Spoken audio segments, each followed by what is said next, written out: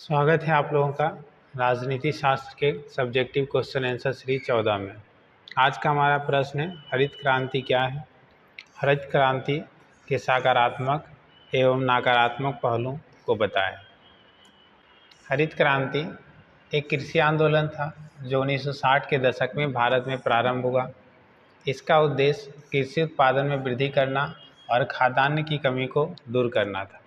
हरित क्रांति मुख्य रूप से उच्च उत्पादकता वाले बीजों और रासायनिक उर्वरकों, कीटनाशकों और सिंचाई तकनीकों के उपयोग पर आधारित थी और भारत में इस क्रांति का नेतृत्व डॉक्टर एम.एस. स्वामीनाथन ने किया था, जबकि इसके पीछे की वैज्ञानिक पृष्ठभूमि नॉर्मन बोरलॉग के नेतृत्व में विकसित की गई थी, जो एक अमेरिका वैज्ञानिक थे नॉर्मली। तो आपसे पूछा जाएगा कि भारत में हरित क्रांति का जनक किनको बोला जाता है? एम.एस. स्वामीनाथन।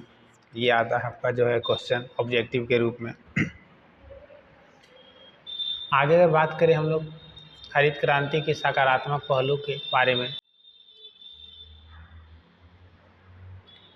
तो कृषि उत्पादन में वृद्धि।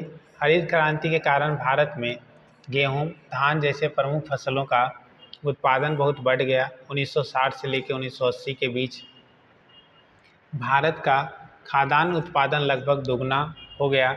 इससे देश के खाद्यान्न संकट से उबरने और आत्मनिर्भरता प्राप्त करने में मदद मिली। दूसरी अगर बात करें भुखमरी में कमी। हरित क्रांति के कारण कृषि उत्पादन में वृद्धि हुई, जिससे देश में खाद्यान्न की कमी की समस्या दूर करने में मदद मिली। इससे गरीब और भूखे लोगों को भोजन प्राप्त करना आसान हुआ। तीसरा, कृषक आय में वृद्धि। उच्च उत्पादकता के कारण किसानों की आय में वृद्धि हुई और फसलों की बेहतर पैदावार और बाजार में अधिक मांग के कारण किसानों को अधिक लाभ हुआ। ये सब सकारात्मक पहलू है हरित क्रांति का। अगला है तो नए रोजगार का अवसर। हरित क्रांति के कारण कृषि क्षेत्र में नई तकनीक, उपकरणों का उपयोग बढ़ा, जिससे रोजगार के नए अवसर उत्पन्न हुए। इसके अलावा खाद्य प्रसंस्करण और वितरण जैसे संबंधित क्षेत्रों भी रोजगार का अवसर बढ़ा। आगे देखें आर्थिक विकास। तो कृषि उत्पादन में वृद्धि के कारण देश की अर्थव्यवस्था में सकारात्मक प्रभाव पड़ा और खाद्यान्न आत्मनिर्भरता ने आयात पे निर्भरता कम की, जिससे विदेशी मुद्रा की बचत हुई। अगर हम बात करें हरित क्रांति की नकारात्मक पहलू के बारे में, तो पर्यावरणीय क्षति। हरित क्रांति के दौरान रासायनिक उर्वरकों और कीटनाशकों का अत्यधिक उपयोग हुआ, जिससे भूमि की उर्वरता, पर्यावरण को नुकसान पहुंचाया और इनसे जल प्रदूषण, मिट्टी प्रदूषण और आपका जैव विविधता को नुकसान बढ़ा। ये हमारा नकारात्मक पहलू है। और अगर देखा जाए तो सकारात्मक से ज़्यादा वो हमारा भैया नकारात्मक पहलू है, वर्तमान परिस्थिति के अनुसार देखा जाए तो। दूसरा, सिंचाई पर निर्भरता। हरित क्रांति की फसल विशेष रूप से सिंचाई पर निर्भर थी। इस कारण कई क्षेत्र में भूमिगत जल स्तर में भारी गिरावट आया। इससे जल संकट की समस्या भी और गंभीर हो गई, विशेषकर पंजाब, हरियाणा, बिहार, ये सारा क्षेत्र में। बताता है तीसरा असमानता में वृद्धि।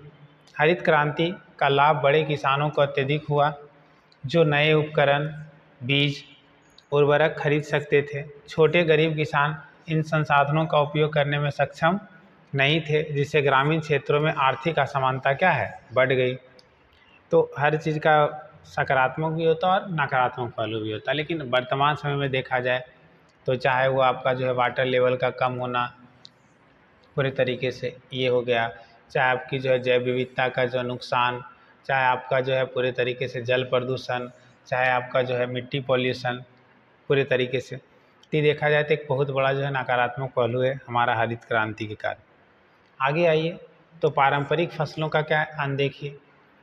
बताते हैं हरित क्रांति के दौरान केवल कुछ विशेष फसल जैसे गेहूँ, धान पर ध्यान केंद्रित किया गया। इसके कारण जो पारंपरिक और विविध फसलें थी, जैसे बाजरा जो बहुत ही इम्पोर्टेंट, ज्वार बहुत ही इम्पोर्टेंट, दालों की अपेक्षा हुई, जिससे कृषि विविधता में कमी आई और पोषण की समस्या बढ़ी। अभी आप देखिएगा हर लोग भात खा के, रोटी खा के घुलट जाते हैं, बाजरा खाते ही नहीं हैं, ज्वार खाते ही नहीं हैं, दाल खाते ही नहीं हैं भैया, उनके अंदर पोषण कहाँ से आएगा। इतना ही नहीं, अगर हम लोग फसल चेंज करके बदल के करते हैं भैया, धान का लगाया उसके बाद दाल का फसल लगा दिए, चना का, इससे मिट्टी की उर्वरक क्षमता भी कायम रहती थी। लेकिन लोग अब जो है सिर्फ और सिर्फ जो है धान और गेहूं पे अपना जो है केंद्रित कर दिए हैं। अगला, स्वास्थ्य संबंधी समस्या। कीटनाशकों और रासायनिक उर्वरकों के अत्यधिक उपयोग से किसानों और ग्रामीण समुदाय में स्वास्थ्य संबंधी समस्या क्या है, बढ़ गई। अभी देखिए हर आदमी कमज़ोर हो रहा है, हर आदमी बीमार हो रहा है। इसके दीर्घकालिक प्रभाव जैसे कैंसर की बीमारी में क्या है, वृद्धि हुई। इतना ही नहीं, हर आदमी क्या होते जा रहा है, कमज़ोर, क्योंकि ऐसा देखा गया कि हर आदमी पूरे तरीके से 5 किलो यूरिया खा रहा है। अब 5 किलो यूरिया खाएगा तो उसके शरीर में क्या बचेगा, कुछ बचेगा नहीं। निष्कर्ष की बात करें तो हरित क्रांति ने भारत के खाद्यान्न संकट से उबरने के लिए आत्मनिर्भरता प्राप्त करने में महत्वपूर्ण भूमिका निभाई, लेकिन इसके साथ ही इसने कई चुनौती को भी क्या दिया, जन्म दिया। अब लगभग इक्वलिटी है, कोई चीज़ आपको पॉजिटिव जितना दे उतना निगेटिव भी दे, क्या फ़ायदा उसका, ठीक है ना। बोलते हैं पर्यावरणीय क्षति, जल संकट, सामाजिक असमानता जैसी समस्या हरित क्रांति का नकारात्मक पहलू में क्या है, शामिल है। और आज के स्थिति में भारत को हरित क्रांति के सकारात्मक पहलू को बनाए रखते हुए सतत कृषि की दिशा में आगे बढ़ने की आवश्यकता है, जिससे उत्पादन और पर्यावरण के बीच संतुलन बना रहे और सभी किसानों का इसका क्या है, लाभ मिले। तो सबसे इम्पोर्टेंट चीज़ यही है कि आज जो है ना, जो उत्पादन बनाना चाह रहे, उत्पादन और पर्यावरण के बीच में संतुलन इम्पोर्टेंट, अगर नहीं रहा तो फिर कोई फ़ायदा नहीं है। उम्मीद करते हैं आपको ये समझ में आ गया होगा। वीडियो अच्छा लगा हो तो अपने दोस्तों को भी शेयर करें। धन्यवाद।